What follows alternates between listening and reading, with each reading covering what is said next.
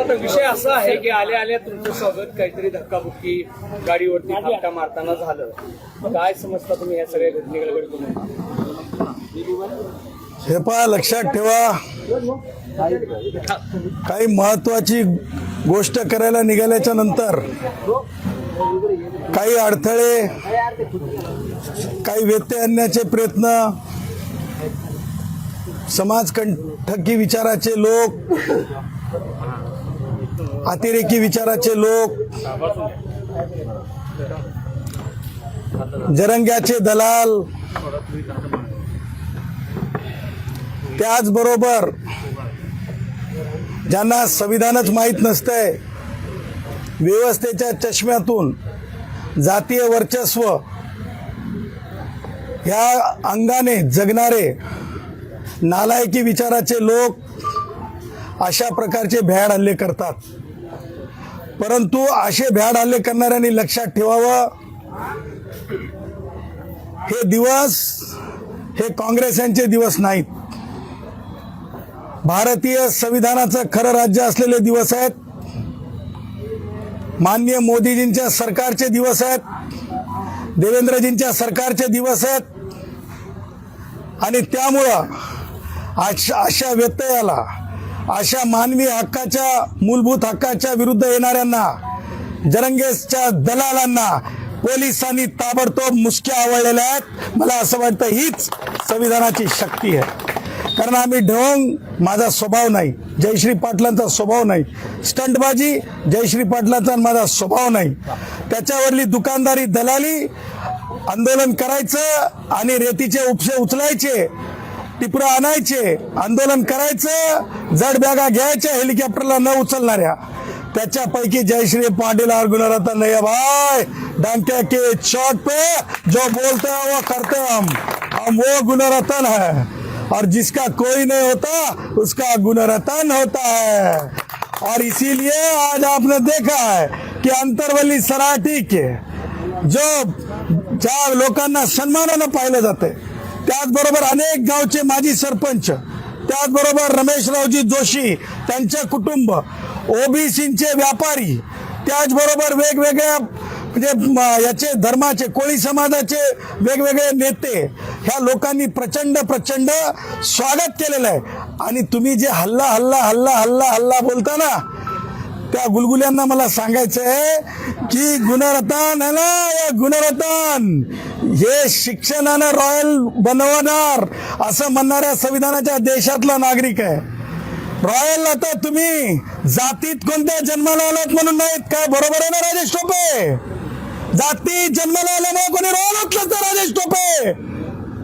आणि राजेश टोपे, आपण एकाच्या मंचावर जाऊन तोंड भर बोलायचं आणि दुसऱ्याच्या मंचावर मात्र मुख घेऊन वापस निघायचं.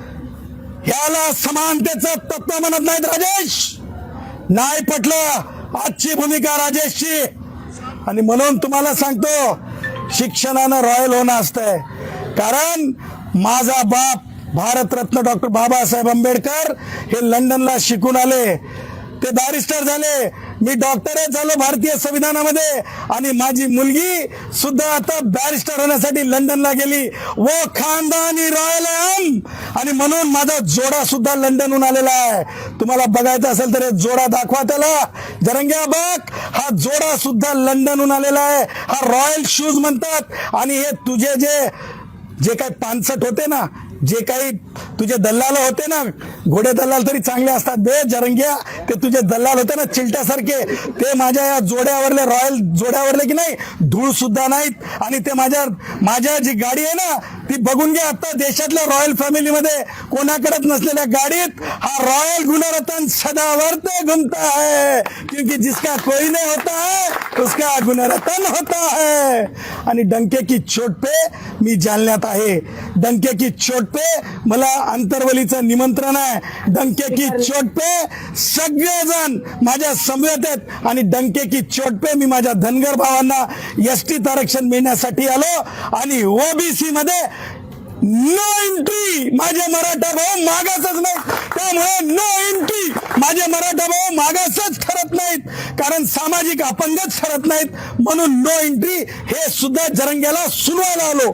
आणि म्हणून तुम्हाला सांगतो, आजच्या दिवशी आज ज्या प्रकारे ओबीसी बोलायला लागलाय ही संविधानाची जीत आहे.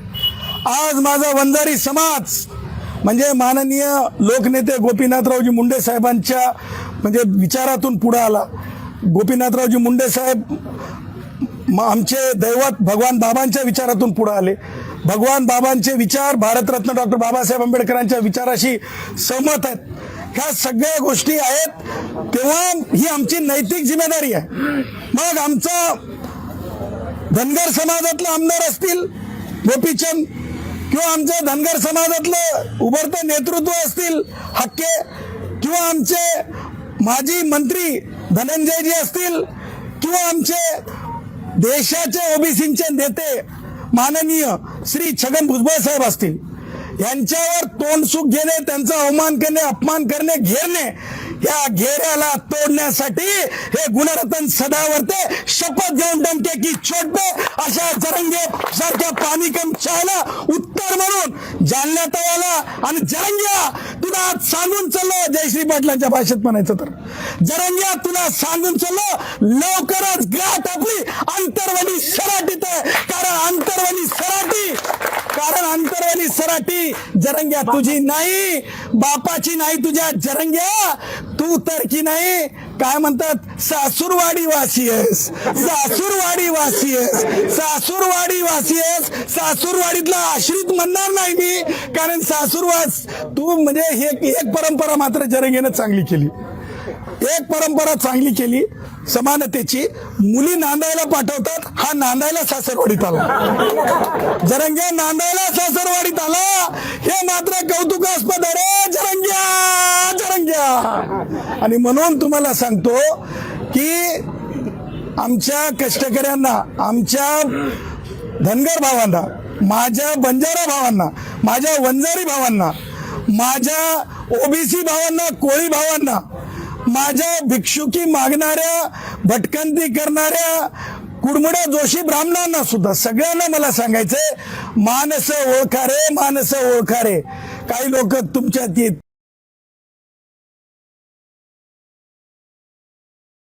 ते आले म्हणलं की मी निघतो. इतकी भीती सदावर्तेंची. सांगायचं तात्पर्य की यापुढं जशास तसं उत्तर देण्यासाठी आम्ही कटिबद्ध आहोत. आम्ही तुम्हाला सांगतो, भटके विमुक्त असतील, किंवा माझे बंजारा असतील, माझे धनगर असतील, माझे वंजारी असतील, त्यांनी मला पदवी दिलेली आहे, ते म्हणतायत की तुम्ही आमच्या हक्कांचे संविधानिक भाष्यकार आहोत. हो, मी नेता नाही आहे, हो मी भाष्यकार आहे, या समाजाचा या वर्गांचा मी भाष्यकार आहे. क्योंकि माझ्या अंगामध्ये जे रक्त आहे ते मा अहिल्यादेवी होळकरांच्या विचाराचं रक्त आहे, डॉक्टर बाबासाहेब आंबेडकरांच्या विचाराचं रक्त आहे. तुम्हाला सांगतो, माझ्या अंगामध्ये संत भगवान बाबांच्या विचारांचं रक्त आहे. आणि त्याच्यामुळं हम डंके की चोट पे बोलता है और जो बोलते हो करते. हमने कहा था जरंग्या तेरा गठोडा. काही जालन्यातले पत्रकार सुद्धा माझ्या संपर्कात होते. छत्रपती संभाजीनगरचे मेन स्ट्रीम मीडियाचे पत्रकार माझ्या संपर्कात होते. मी त्यांना सांगितलं होतं की जरंग्याचं गठोडं बांधलं जाणार, गोदिडीसह जरंग्यात बघा तुम्ही किती क्षणामध्ये मुंबईच्या बाहेर पडणार. जरंग्यानं केलं. त्याला माहित होतं आता गबा एकत्र करायचंय आणि गुंडाळून आंतरवालीकर सासूरवाडी वासी असलेल्या जरंग्याला तिकडे निघायचंय. जरंग्यानं ढोंग केलं, मराठा भावांची फसवणूक केली. त्याचबरोबर जरंग्यानं दोन समाजात तेढ निर्माण करण्याचं जे काही चालवलेलं सत्र आहे, जे काही जरंग्या आमच्या म्हणजे श्रद्धेय लोकांवर बोलत आहे, मला असं म्हणायचंय की शरद पवार उत्तर द्यायचं. माननीय मंत्री छगन भुजबळ साहेबांना जरंगे हाणून पाडून बोलला. ह्या बाबतीमध्ये तुम्हाला जळ का लागली नाही? शरद पवार राष्ट्रवादी काँग्रेसचे वयोवृद्ध पुढारी, तुम्हाला झळ का लागली? तुमच्या मराठ्याच्या एखाद्या पुढाऱ्याला माझ्या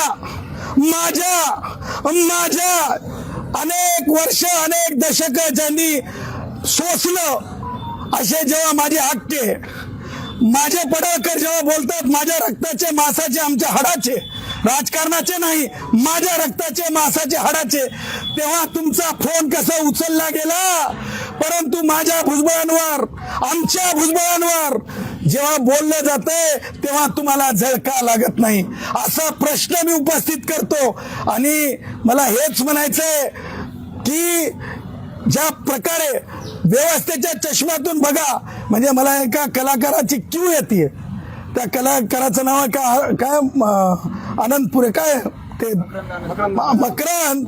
अरे भाई मकरंद, हे मकरंद, तू कलाकार आहेस यार, तिथपर्यंत ठीक आहे. गावकी काय रे? डेफिनेशन बघितलंस? स्क्रिप्ट बघून बोलायलास? गावकीमध्ये हे म्हणलेलं पाटलानं सांगावं आणि बाकी सगळं 12 बलुतेदारानं ते ऐकावं. याला म्हणलेलं आहे गावकी. आर पाटलानं अशीच हिंमत केली होती मकरंद, तुला माहित नसेल. ते कोणती कमिटी निर्माण केली गावामध्ये? तंटामुक्ती. उच्च न्यायालयाने ते नाकारली होती, स्ट्रक डाऊन केली होती. हीच ती गावकी म्हणू नको. संविधानाचं राज्यमान, संविधानाच्या राज्यामध्ये सगळ्याला समान आहे. त्याच्यामुळे मला मकरंदच्या अकलेची क्यू म्हणण्यापेक्षा मकरंदला मला असं वाटतंय की कलाकार आहे ना, स्क्रिप्टवर बोलून आमच्यासारखे कमी असतात. बिग बॉस मध्ये बी खरं बोलतात आणि बाहेर कला असो की कला म्हणजे स्क्रीनवर असो की नसो, पण आम्ही जे आहे ते रोखोक बोलतो, डंके की चोट पे बोलतो. त्यामुळे ज्यांना कळतंय ते मजा करून गेलेत, ज्यांना कळत नाही ते मजा करून गेलेत. त्यामुळं माझं हे म्हणणं आहे की कोणी स्वार होण्याचा प्रयत्न करू नका. संविधानाचं राज्य आहे, आम्ही कमी पडणार नाहीत. अरेला कारे उत्तर दिलं जाईल. आणि तुम्हाला सांगतो, जालन्याच्या जिल्हाधिकाऱ्यांना माझा प्रश्न आहे. जिल्हाधिकारी महोदय, आपसे मैं गुजारिश करना चाहता हूं, I humbly request you, what you have taken an oath while entering into the office of UPSC and entering as a collector office. I just want to remember you. You should not discriminate anyone. I'm not alleging anything, but I am requesting you, a person from a tribal community is asking for a justice. He's sitting for 4 days on hunger strike. Is it not your responsibility to visit him? Is it not a citizen? He's not a citizen. मी तीच गोष्ट मराठीतूनच सांगतो. मी जिल्हाधिकाऱ्यांना विनंती करतो की एका मागासवर्गीय भटक्या समाजातला माणूस आज 4 दिवसापासून उपवासाला आहे, त्याला न भेट देणं हे कलेक्टरांच्या शिस्त आवेदन पद्धतीला उचित नाही आहे.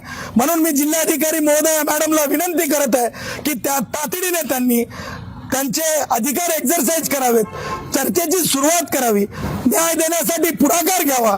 न्याय सरकार देत असते, परंतु मध्यस्थी करणं हे एक्झिक्युटिव्ह डोमेन मधलं कर्तव्य आहे. त्यामुळे मी थोडासा निराश आहे. जिल्हाधिकारी महोदय लवकरात लवकर स्टेप्स घेतील अशी अपेक्षा व्यक्त करतो. त्यासोबतच आज मला आपल्या माध्यमातून एक महत्वाची गोष्ट बोलायची आहे. ती अशी आहे की प्रचंड पाऊस झालेला आहे. पाऊस होऊन नुसता ओला दुष्काळ नाही आहे, तर याला आपण राष्ट्रीय आपत्ती म्हणून माननीय मुख्यमंत्री महोदयांनी सर्वपक्षीय लोकांना बोलावून एक शिष्टमंडळ माननीय पंतप्रधान महोदयांकडे न्यावं आणि पंतप्रधान महोदयांकडे नेऊन ही राष्ट्रीय आपत्ती जाहीर करावी. त्याचं कारण असं आहे की नुसती शेती नापिकी झालेली नाही, तर शेतीमधला जो हे निघून गेलेला आहे, जो म्हणजे ज्याला म्हणतो आपण की शेतीतला जो म्हणजे सुपीकता म्हणा किंवा माती वाहून गेलेली आहे आणि बऱ्याचशा प्रमाणामध्ये म्हणजे भविष्यात सुद्धा काही महिने काही पिकांवर परिणाम होणार आहे. हे सगळं लक्षात घेता जे आहे म्हणजे राष्ट्रीय आपत्ती जाहीर करून मोठा मोबदला जे सरकारला इतर डिझास्टर मॅनेजमेंटमध्ये दिलं जातं तशा प्रकारचा द्यावा. आणि मला असं वाटतं सन्माननीय मंत्री आपत्ती व्यवस्थापन मंत्री मान्य गिरीश महाजन साहेबांनी या बाबतीमध्ये लक्ष घालावं अशी देखील मी त्यांना विनंती करतो. त्याचबरोबर मान्य बावनकुळे साहेबांना ज्या प्रकारे आमच्या 2 चर्चेच्या फेरी झालेल्या आहेत आणि त्याच्यामध्ये आम्ही असं म्हणालो आहोत, विनंती केलेली आहे की नापिकीमध्ये केवळ शेतकऱ्यांना जे आहे म्हणजे हे मिळतं, नुकसान भरपाई मिळते, परंतु माझा धनगर असेल, माझा कोळी असेल, माझा माळी असेल, माझा एससीतला बौद्ध असेल, मातंग भाऊ असेल किंवा आदिवासी भाऊ असतील किंवा जे कोणी म्हणजे आमच्या काय म्हणतो आपण घिसडी भावापासून वडार भावापासून हे सगळे जे कष्टाळू लोक आहेत त्यांचे कष्टसुद्धा म्हणजे रोजंदारी म्हणून जात असतात किंवा म्हणजे ज्याला आपण म्हणतो गडी म्हणून कामाला जातात, त्यांच्यात देखील नुकसान झालेलं आहे. आणि बावनकुळे साहेबांनी मागच्या म्हणजे 2 महिन्या अगोदर जेव्हा आम्ही प्रयत्न करत होतो स्पष्टपणे जे आहे सरकारच्या सचिवांना सांगितलं होतं की केंद्र सरकारकडे हा प्रस्ताव पाठवा. माझं विनंती आहे बावनकुळे साहेब, या परिस्थितीमध्ये शेतमजुराचा सुद्धा विचार व्हावा. 1 रुपया जर शेतकऱ्याला नापिकी म्हणून मिळत असेल तर किमान 25 पैसे माझ्या शेतमजुराला सुद्धा नोंदणी करून मिळावेत, अशी सुद्धा मी कळकळीची विनंती करत.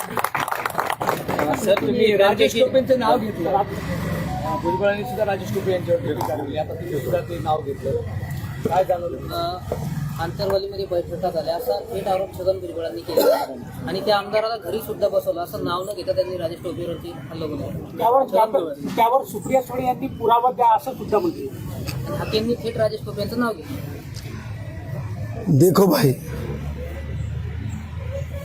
अंदर क्या है बाहर क्या है, अरे अंदर क्या है बाहर क्या है ये दुनिया जानती है, ये पब्लिक है, सब जानती है. सुप्रिया ताई, वोट तो धनगर के भी चाहिए और वोट तो मराठों के भी चाहिए, इसलिए राजनीतिक बातें करती है. मेरी सुप्रिया ताई मेरी बहन है, ये पब्लिक जानती है अंदर क्या है बाहर क्या है. राजेश टोपेंच्या बाबतीत सांगायचं झालं तर तुम्हाला सांगतो, राजेश टोपेंनी कधीतरी उदार अंतकरणाने समोर येऊन सांगावं की ते किती टक्क्यापर्यंत जरंगेच्या आंदोलनाला सपोर्ट करतात, किती टक्क्यापर्यंत किती मदत करतात, किती टक्क्यापर्यंत जरंगेच्या आंदोलनात ते पूर्ण इन्व्हॉल्व आहेत, हे सांगण्याचं धारिष्ट राजेश टोपेंनी दाखवावं.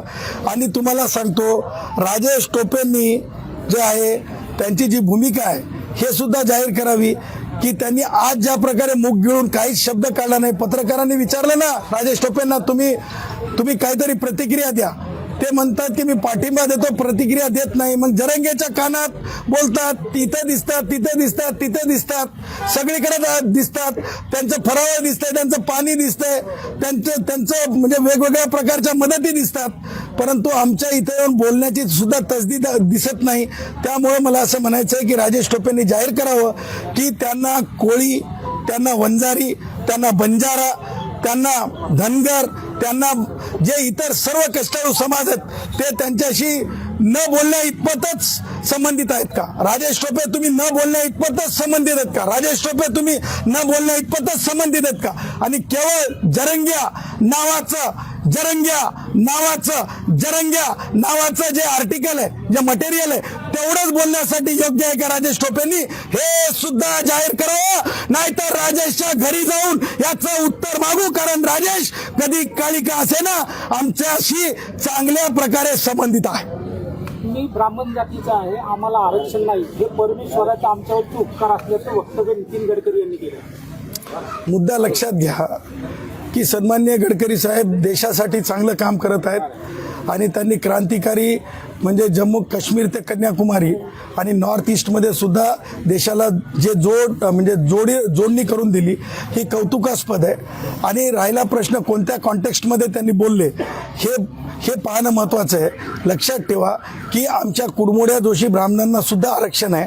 आमच्या माहूरचे जवळपास भोपी समाज जे आहे आमचे, म्हणजे आमचे काय आपलं त्याचं नाव, आपला पुजारी जो वकील होता आपला नंदू संतान वगैरे, हे सगळे आमचे ब्राह्मण आहेत. आणि तुम्हाला सांगतो, आमच्या म्हणजे भारतीय संविधानामध्ये जो माणूस वर्गामध्ये येतो आरक्षणाच्या, सोशल हँडिकॅपच्या, त्यांना आरक्षण आहे. आणि त्यामुळे मला असं म्हणायचं आहे की म्हणजे नक्की गडकरी साहेबांचं काम मोठं आहे, परंतु हे जे आरक्षणाचं अंग आहे ना, हे खूप सूक्ष्म पद्धतीने पाहत जावं लागते आणि त्यामुळे सगळ्यांचाच आरक्षणामध्ये म्हणजे जे जे मागास ठरतात, सामाजिक अपंग ठरतात, त्यांचा विचार झालेला आहे. तुम्ही म्हणताय मराठा समाज मागास नाहीये, सरकार कोणते प्रमाणपत्र वाटप करते? अहो हेच तर आता तिळपापड आहे ना. मी काय म्हणलं होतं, हे शासन निर्णय काहीच देऊन जाऊ शकत नाही, कारण कायद्याच्या विरुद्ध जाऊन शासन निर्णय असू शकत नाही. ऐका, एक त्याच्यामुळे जरंगेने डेडलाईन दिलती की नाही, अल्टिमेटम दिलतं की नाही. मग ही तिळपापड आज सडावर त्यांच्या गाडीवर येण्याची तिळपापड का झाली, तर ही तुम्हाला सांगतो खालून लागलेली आग आहे, खालून लागलेली आग आहे. जयश्री पाटलांच्या ऍक्शनमध्ये म्हणायचं तर ही लागलेली खालून लागलेली आग आहे आणि त्यामुळं माझ्या मराठा भावांची फसवणूक जरंगे नावाच्या आर्टिकलनी केलेली आहे. एकीकडे धनगर समाज एसटी प्रवर्गातून आरक्षण मागतो, दुसरीकडे बंजारा समाज पण आरक्षण मागतो, मात्र आदिवासी समाजातून आता त्याला विरोध होतोय. एक लक्षात ठेवा, ती माझी सामाजिक जिम्मेदारी आहे. संविधान लोकांना समजून सांगणे. आता तो भांडण राहणार नाही. त्याचं कारण असं आहे, माननीय सर्वोच्च न्यायालयाने पंजाब हरियाणाच्या केसमध्ये उपवर्गीकरण सांगितलेलं आहे. त्याच्यामुळे म्हणजे धनगर भाऊ असतील, बंजारा भाऊ असतील, वंजारी भाऊ असतील, हे अनुसूचित जमातीच्या जर वर्गात गेले तरी सुद्धा कोणत्याही प्रकारे कोणत्याही वर्गावर अन्याय होणार नाही. कारण एक लक्षात ठेवा की मराठ्यांसाठी जर तुम्ही हैदराबाद गॅझेट लागू करताय आणि हैदराबाद गॅझेटमध्ये माझे वंजारी असतील, माझे बंजारा असतील, माझे धनगर भाऊ असतील, माझे कैकाडी भाऊ असतील, तर तुम्हाला तेच गॅझेट माझ्या लोकांना लागू नाही का? तेच एक लाडके आहेत का? मराठाच्या एका समाजाला तुम्हाला लाडकं म्हणता येईल का? बाकीच्यांचं रडणं सुद्धा रडणं नाही का? सरकार मायबाप नाही का? विरोधी पक्षातले राष्ट्रवादी काँग्रेसचे वयोवृद्ध पुढारी असो, शरद पवार किंवा उद्धव असो की कोणी असो, तुम्ही आमच्या आरक्षणावर बोलणार नाहीत का? आणि ते गॅझेटर आम्हाला लागू करा असं का म्हणत नाही? ह्या सगळ्या गोष्टी मूलभूत आहेत आणि त्यामुळं तुम्हाला सांगतो, मीच तो माणूस आहे की गॅझेटर मध्ये जर हे सगळे समाज असतील आणि मराठ्यांना देतात यांना द्या, मीच बोललेला आहे. त्यानंतर तुम्हाला सांगतो, त्याही पुढे जाऊन मी तुम्हाला सांगतो की मराठा भाऊ कुणबीच्या नावावर प्रमाणपत्र देता येत नाहीत, कारण कुणबी सोबत तिरळे कुणबी पाहिजे, कुणबी सोबत खेडुले कुणबी पाहिजे, कुणबी सोबत बावणे कुणबी पाहिजे. हे 12.5 जाती तिथे नमूद पाहिजेत, तर ते ओबीसी मध्ये येतात. नुसतं कुणबी लिहिलं म्हणजे ब्राह्मण माणूस सुद्धा शेतकरी असेल तर तो कुणबी आहे, बौद्ध माणूस सुद्धा शेतकरी असेल तर कुणबी आहे, कारण ते डिक्शनरी मिनिंग आहे कुणबी. त्याच्यामुळे तुम्हाला सांगतो, हे सगळे प्रमाणपत्र चौकडी आहे. म्हणून तुम्हाला सांगायला, माननीय मंत्री ओबीसीच्या उपसमितीचे अध्यक्ष श्री बावनकुळे साहेबांनी सांगितलेलं आहे की तलवार मानेवर ठेवल्यानंतर प्रमाणपत्र मिळत नसतात.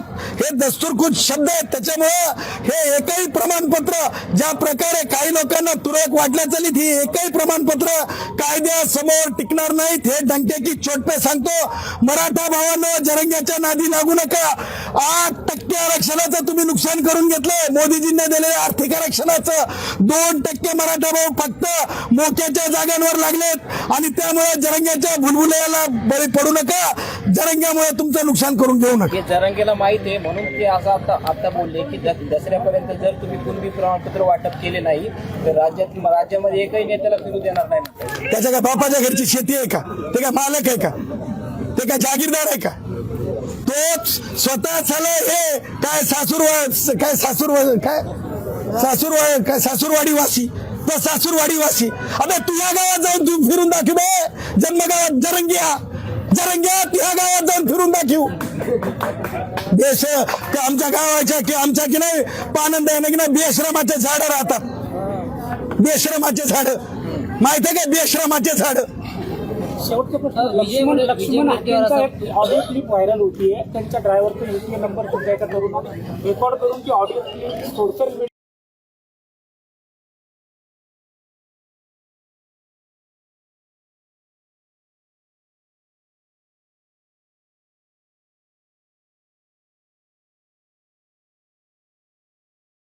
मीडिया व्हायरल केली. नाही, मला तर ऑडिओ क्लिपबद्दल माहिती नाही, परंतु लक्षात ठेवा, म्हणजे लक्ष्मण हाके साहेब असतील, गोपीचंद पडळकर साहेब असतील, धनंजय मुंडे साहेब असतील, माननीय नेते भुजबळ साहेब असतील, आपले आमचे महसूल मंत्री बावनकुळे साहेब असतील, नाईक कुटुंबातले जे ओबीसींचे नेतृत्व आहेत, पंकजाताई असतील, ही सगळी माणसं आहे ना मोकळ्या मनाची आहेत, खुल्या मनाची आहेत, खुल्या अंतकरणाची आहेत. आता जर त्यांना कोणी फोन लावून म्हणलं की आम्ही तुम्हाला मदत करू का, हे जरंगेचे चावट लेकरं जरंगेचे, हे जरंगेचे सोडलेले पिलावळं, हे सोशल मीडियावर हे करायचं, रेकॉर्ड करायचं आणि त्या इंग्रजी कंपनीकडून भीक मागल्यासारखे पैसे मागायचे आणि त्याच्यावर आपली उपजीविका चालवायची. असे हे डोकं सटकलेले अवलादी, हे अवलादी काय करतात ते रेकॉर्ड करतात. परंतु याचा अर्थ आमचे ही जी सगळी काही मंडळी आहे, आमची नेतृत्व आहेत, आमचे श्रद्धास्थान आहेत, त्या श्रद्धास्थानं कधीसुद्धा तुम्हाला, कारण संस्कार आहेत तसे, भगवान बाबाचे संस्कार लय हार्ड आहेत. तुम्हाला सांगतो, ते म्हणतात शेत विका आणि तिकडे चला, कुठे शाळेकडे चला. तुम्हाला सांगतो मा अहिल्यादेवी होळकर, तुम्हाला सांगतो संविधानाचा संदर्भ आहे, जोड आहे, पाणी भुकेलेला जे अन्न ताणलेला पाणी, हे संस्कार आहेत.